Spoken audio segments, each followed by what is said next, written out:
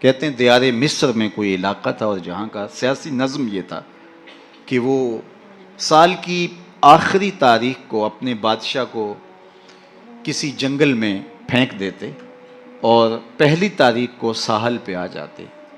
سب سے پہلے ان کے ساحل پہ جو شخص آتا اس کو اپنا بادشاہ مان لیتے.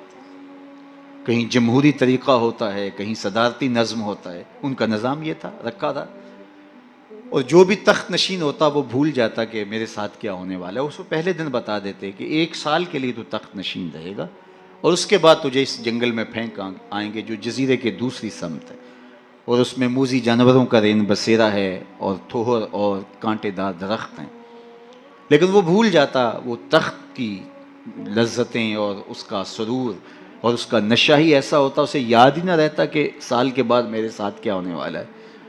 اور جو ہی سال کی آخری تاریخ ہوتی زنجیروں میں جکڑ کے ادھر پھینکتے پھر روتا ہے مجھے تم کہاں لے جا رہے ہو.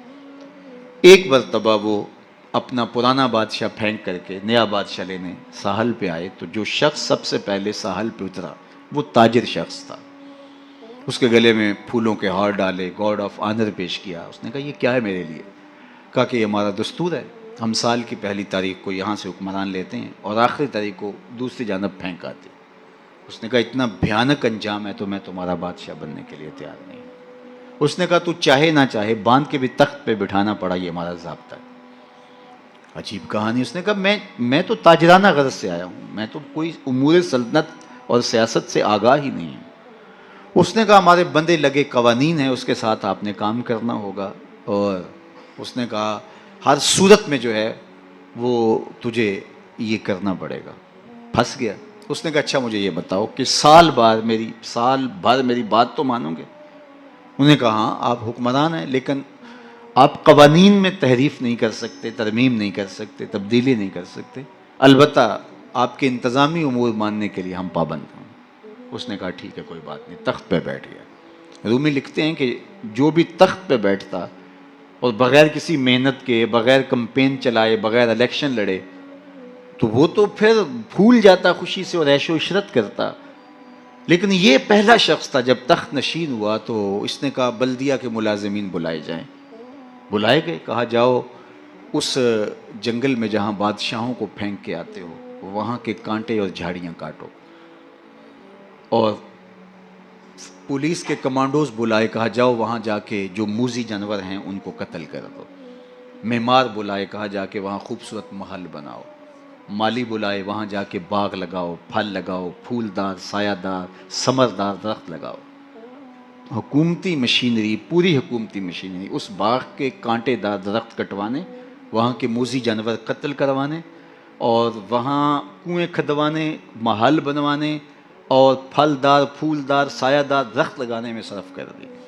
جب سال کی آخری تاریخ ہوئی تو وہ جنگل جہاں بادشاہوں کو پھینکا کرتے تھے وہ جنگل نہیں رہا تھا, وہ ایک باغ بن چکا تھا. اور یہ زنجیریں لے کر آئے تو اس نے کہا مجھے زنجیریں نہ پہناؤ, میں خود چل کے جانے کے لیے تیار ہوں. اس لیے اس تخت پر بیٹھ کر کے وہ اپنے لشکر بھیج کے وہاں کے کانٹے, وہاں کے تھوہر, وہاں کے موذی جانور, وہاں کے خطرناک جانور جن کا وہاں رین بسیرا تھا ان کو کاٹتا رہا, قتل کرواتا رہا.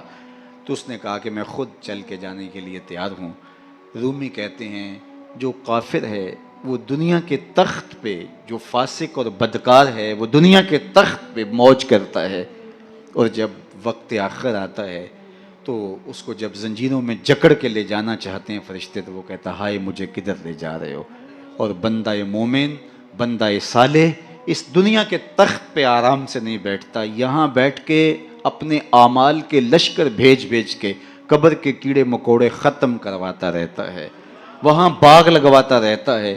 اور پھر جب وہ اس دنیا سے رخصت ہوتا ہے تو وہ کیڑے مکوڑوں کا گھر نہیں رہتا بلکہ روضۃ من ریاض الجنہ بن چکی ہوتی. اور وہ کہتا ہے دیر نہ کرو مجھے جلدی لے جاؤ, میں خود چل کے جانے کے لیے تیار ہوں. ربعی بن حراش ساری زندگی ہنسے نہیں, فرماتے تھے کیا خبر میرا انجام کیا ہوگا. جب تک یہ یقین نہ ہو کہ میرا انجام کیا اتنی دیر تک دھڑکا لگا رہے, ڈر لگا رہے. یہ مسلمان کی زندگی ہے, مومن کی زندگی ہے.